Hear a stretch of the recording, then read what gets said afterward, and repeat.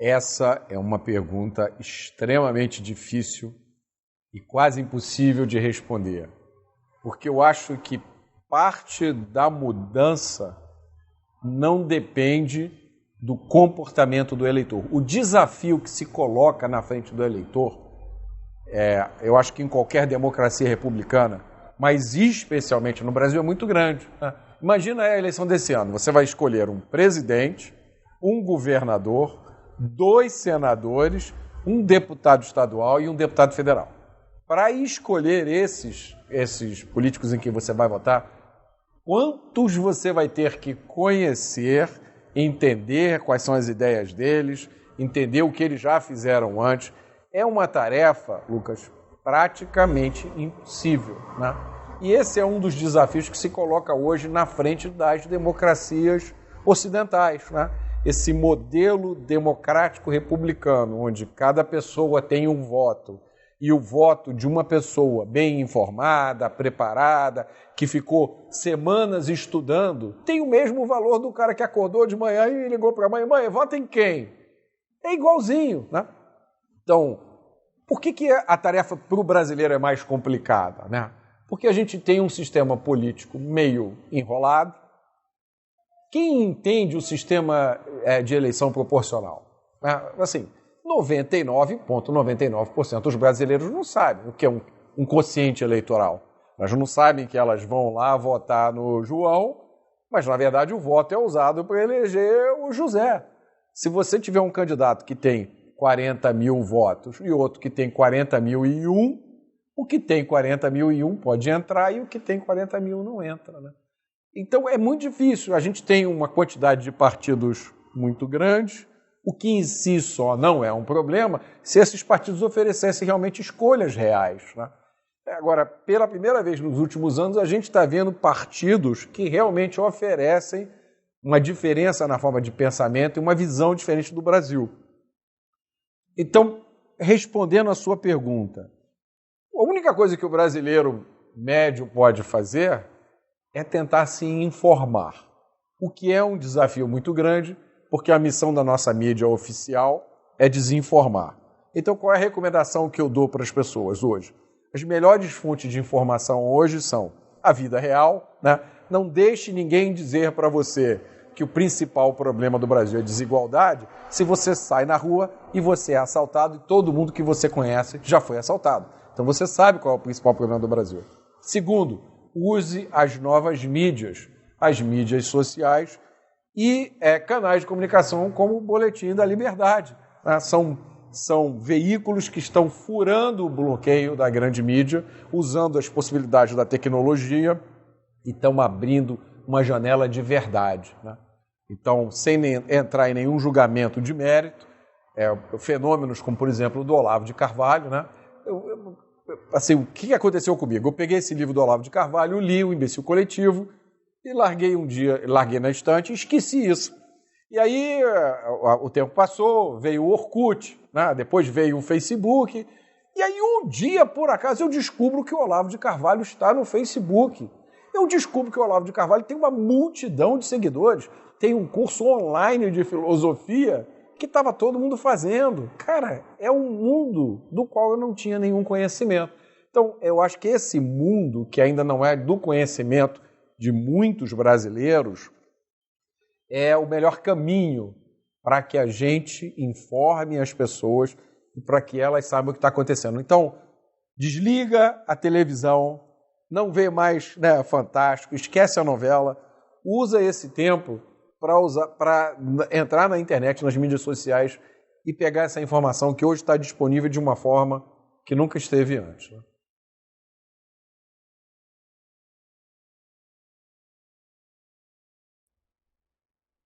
Um dos aprendizados é deixar o ego em casa quando você se envolve em atividades políticas, né? Pela sua natureza, a atividade política expõe muito as pessoas. E essa exposição pode, às vezes, criar em você um falso sentimento de importância, que é uma coisa que eu vejo que é uma constante ameaça para todos esses movimentos. Então, eu já passei por situações assim muito curiosas, né? Eu comecei essa minha trajetória participando de um grupo que lidava com questões de segurança pública aqui no bairro onde eu moro. Depois eu passei por uma associação de moradores, e aí pela Fundação do Novo, né? E esse aprendizado da humildade, de que você é parte de um processo que é muito maior, isso é uma coisa fundamental. A outra coisa que é muito importante é a valorização da comunicação. Não basta você ter as ideias corretas. Se você não souber transmitir essas ideias, você vai ser vencido pelo cara que tem as ideias erradas, mas sabe transmiti-las. Então, tem 2 livros muito bons que foram escritos por pessoas em lados opostos do espectro político, né? Um deles é a Arte da Guerra Política, escrito pelo David Horowitz, e o outro é O Cérebro Político, The Political Brain, escrito por um cara chamado Drew Westen. O Drew Westen escreveu o livro para explicar aos democratas americanos o que eles não sabiam, e o Horowitz para explicar aos republicanos. E o tema deles é basicamente o mesmo, né? Como é que você mobiliza os eleitores, como é que você convence as pessoas a votar em você. E eles dois dizem mais ou menos a mesma coisa, né? A escolha política é primariamente baseada em emoção. Tá? Depois você encontra uma forma de racionalizar aquilo ali e construir uma explicação elaborada, mas é fundamentalmente baseada na emoção. E isso é uma coisa que eu vejo que às vezes falta nessas organizações, especialmente organizações liberais, especialmente organizações que eu gosto de chamar de não esquerda, né? Porque eu acho que a direita, você classificar as coisas de direita, a direita é um espectro muito amplo, né?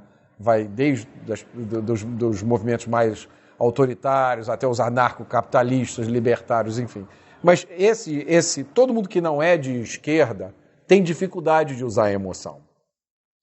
Procura mobilizar as pessoas baseado na racionalidade, explicando como funciona a economia de livre mercado, o sistema de trocas voluntárias. Enquanto isso, o teu oponente está dizendo que é preciso dar de comer a quem tem fome. Quem é que você acha que vai ganhar os corações e as mentes dos eleitores? Então isso tem a ver com aquela pergunta que você me fez sobre a guerra moral. Os liberais, os libertários, os anarcocapitalistas, eles não podem fugir desse tema. Eles não podem esquecer que eles estão lidando com seres humanos que têm necessidades, que têm desejos, que têm frustrações. Eu estou acabando um artigo para o meu próximo livro, que vai se chamar Levanta e Anda, e é uma resenha do livro do Saul Alinsky, Regras para Radicais, né? E uma das coisas que o Saul Alinsky fala, eu espero que esse meu artigo seja muito lido, o livro seja muito comprado pelos liberais, pelo pessoal da não esquerda, né? Porque o Alinsky, ele dá no livro dele uma receita de sucesso para a prática política. E uma das coisas que ele diz, tem inúmeras coisas interessantes, mas pensando só uma delas, ele fala da frustração que é a vida típica do cidadão de classe média nos países desenvolvidos, né? Que é aquele cara que tem aquele emprego mais ou menos chato, aquela rotina, vive com medo de não ter dinheiro para se aposentar, de perder o emprego.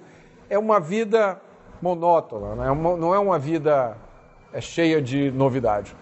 E o envolvimento político pode trazer para esse cara a novidade, né? Uma aventura, um senso de participação no mundo que de outra forma não existiria. Então você está usando um gancho profundamente emocional para trazer para o seu movimento um grupo que é essencial para qualquer ação que você queira fazer.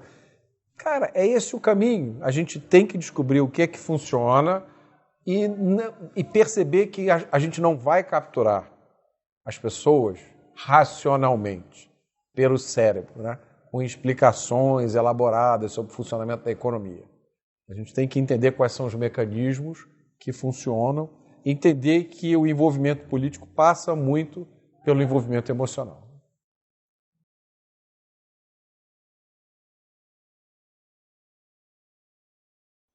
O meu projeto maior, Lucas, é dar uma contribuição sustentável e que faça diferença no campo da segurança pública. E eu faço isso por uma razão profundamente egoísta. Eu quero poder dormir tranquilo, sabendo que os meus filhos estão bem na rua. Isso eu perdi, eu não tenho mais. Eu não tenho a coragem de mandar o meu filho, em determinados dias aqui no bairro onde eu moro, na esquina, no posto de gasolina da esquina, comprar alguma coisa, porque eu temo pela vida dele. Aqui dessa janela onde você está sentado, no final de semana eu escuto pega ladrão toda hora. Então, eu sou um cidadão comum, eu sou leigo, minha formação é em engenharia, mas eu tenho uma capacidade de aprender. E eu fiz um dever de casa. Por razões ligadas à minha atividade profissional, durante uma época eu viajei o Brasil inteiro, do Rio Grande do Sul até o Ceará, conversando com policiais, com promotores, com juízes. Eu tenho um entendimento bom de quais são as questões que estão envolvidas no problema da criminalidade. E eu tenho o direito que qualquer cidadão brasileiro tem. O cidadão não precisa ser promotor, ele não precisa ser juiz, ele não precisa ser policial. Todos nós temos a experiência diária do medo, da insegurança. Então, o meu projeto é contribuir nessa área. E para isso tem vários caminhos. Obviamente, desde que eu participei da fundação de um partido político, eu penso num cargo eletivo, mas uma eleição é uma coisa complicada.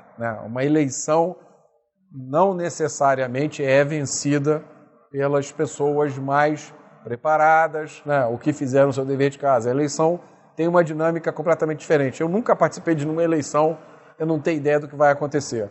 Então, esse ano, o cenário político ainda está muito indefinido. A gente tem indefinição para presidente, indefinição para os cargos majoritários. Muita gente que tradicionalmente tinha o domínio da atividade política ou está na cadeia ou está impedido de participar. A gente tem uma massa grande de pessoas que nunca participaram da política entrando nesse jogo agora. Então, eu vejo tudo isso com uma mistura de alegria, de satisfação de ver que o cenário está mudando, mas também com uma certa apreensão, porque é uma atividade da qual eu nunca participei, uma campanha eleitoral. Então, resumindo, pode ser que eu me candidate a algum cargo eletivo esse ano, mas de qualquer forma eu quero participar desse processo de mudança do Brasil focado na questão de segurança pública, de combate ao crime. Isso, para mim, é a prioridade número 1, número 2, número 3.